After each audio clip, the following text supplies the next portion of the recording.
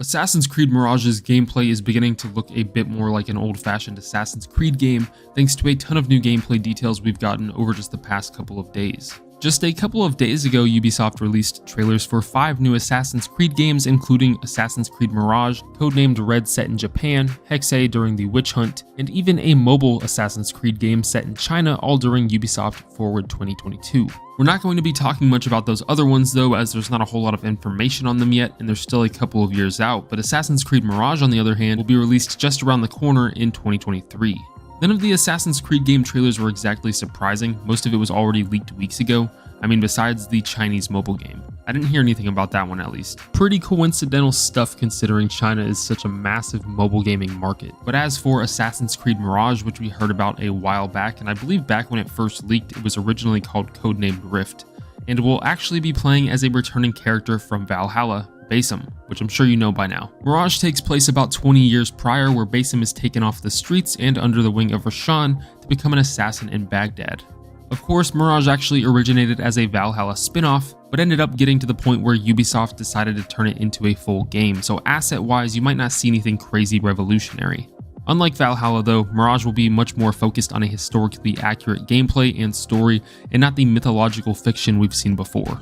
Something that has been going around a lot recently is the ESRB rating that Xbox has posted on their store, stating that Assassin's Creed Mirage is rated for adults only for real gambling, which would mean that somehow or another your real money could be gambled in-game, most likely through exchanging it for in-game currency or gambling it through dominoes or loot boxes. But this is most likely an error or a placeholder rating that the store had, because if you look up the game on ESRB, they haven't even rated it yet. Plus, this would extremely limit sales of the game, which would be surprising for Ubisoft to be okay with. Now, gambling on the mobile game, however, will probably be a whole different story. And it turns out, as I'm making this video, Ubisoft actually has come out and denied that the rating is legit, which I mean, I know they would do that regardless, but I do believe them, just because I'd be surprised to hear that ESRB actually started handing out adults-only ratings for microtransactions. That would be too good for gaming and probably will never happen. Plus, Xbox has also changed the rating on their store page to not yet rated.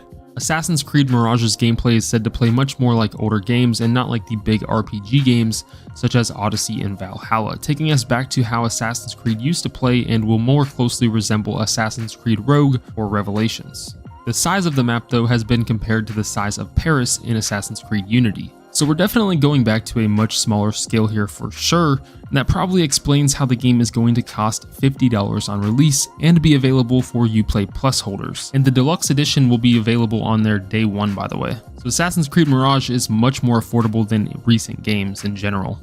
Mirage will also play more like past games with much more of a parkour and stealth focus, where they said Basim isn't the strongest assassin out there and definitely won't be taking on hordes of enemies in straight up combat. He is supposed to be one of the fastest and stealthiest assassins out there though, giving us much more options for parkour such as the pole to vault across gaps and giving you some of those old school places to hide on rooftops and in crowds. It also sounds like the environment will play a large role in some of the gameplay like you saw in the cinematic trailer, giving you much more options to get away from enemies, but also more options to take them out, since Basim isn't some absolute unit like you saw in Odyssey or Valhalla. You can see some of the parkour, which I know this is just a cinematic trailer and doesn't represent gameplay at all, but the parkour portion here where he's trying to climb the wall looked pretty cool. Again, I know it's a trailer, but I like the physics of it. You'll also have gadgets used for range attacks, since you will no longer have a bow, as well as smoke bombs to quickly evade enemies. I don't know what's up with Ubisoft and the red smoke, but it looks like Basim visited Yara on his way to Baghdad, and it makes my eyes hurt just looking at it after Far Cry 6. All of this is going to help you with the black box assassination missions, since those will be returning from some of the newer games such as Syndicate and Unity.